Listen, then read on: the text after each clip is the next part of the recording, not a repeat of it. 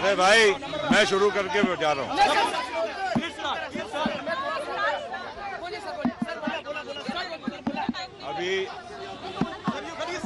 अभी राष्ट्रवादी कांग्रेस पार्टी की जो बैठक राष्ट्रवादी कांग्रेस पार्टी के ऑफिस में हुई और जो एक हमने वहां पर प्रस्ताव पारित किया और आदरणीय पवार साहब को हम सबने पूरे सर्वसम्मति से ये फैसला किया और विनती की कि आपने राष्ट्रवादी कांग्रेस पार्टी के पद पर बने रहना चाहिए, अध्यक्ष पद पर बना रहना चाहिए। ये हमारे पार्टी के वर्कर्स की, नेताओं की ये भावना है और साथ साथ में देश के अन्य बड़े नेताओं की भी और देश के अनेक मान्यवरों की भी यह इच्छा है कि शरद पवार साहब ने ये पद पे बने रहना चाहिए।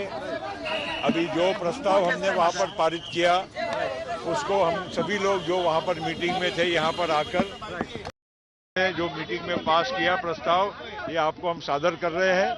हमारी इच्छा है कि आप इस प्रस्ताव का आदर करिए, लोगों की भावनाओं का, वर्कर की, पार्टी के लोगों के नेताओं का आदर करिए। और उन्होंने कहा है कि मुझे थोड़ा वक्त, मैं इस पे सोचता हूं और उसके बाद में मैं आपको बताऊंगा।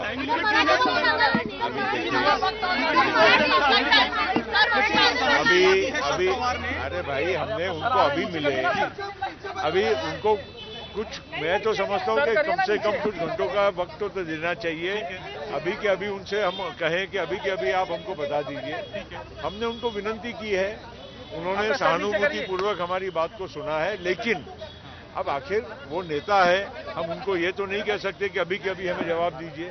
उन्होंने कहा है कि मुझे थोड़ा वक्त सोचने का दीजिए, तो हम जैसे भी हमारे पास कोई और सूचना आएगी हम आपके सामने उस बात को रखने के लिए फिर से आएंगे।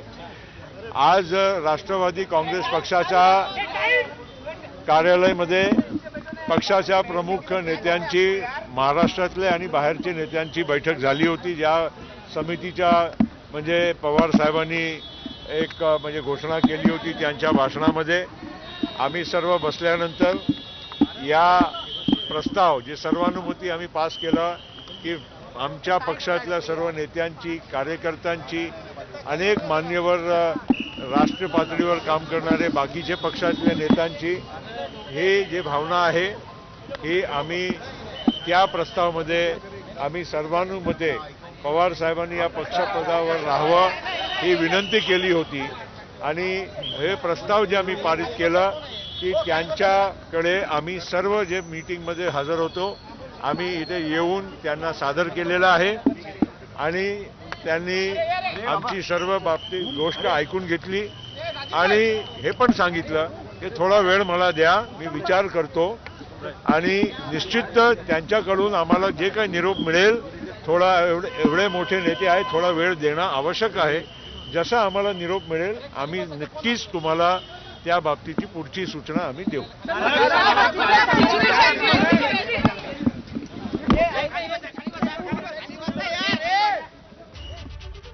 तर या तासाची मोठी बातमी आहे, निवड समितीच्या निर्णयावरती शरद पवार यांनी विचार करण्यासाठी वेळ मागितलेला आहे। निवड समितीचे सर्व सदस्य शरद पवार यांना सिल्वर ओकवरती भेटले आणि त्यांनी या संदर्भातला जो निर्णय झालेला आहे तो सांगितला, चर्चा झालेली आहे आणि वेळ मागितलेला आहे शरद पवार यांनी या सर्व निर्णयावरती आपला निर्णय देण्यासाठी। सिल्वर ओकवरची बैठक संपलेली आहे। प्रफुल्ल पटेल यांनी बाहेर येऊन माध्यमांना ही माहिती दिलेली आहे।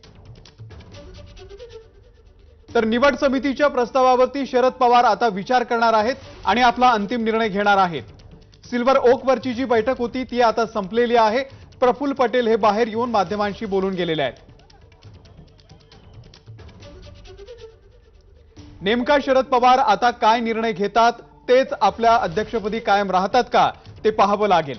सिल्वर ओकवरची बैठक संपलेली आहे। आपण बघतोय प्रफुल्ल पटेल हे पत्रकारांशी बोलून आताच निघून गेलेले आहेत।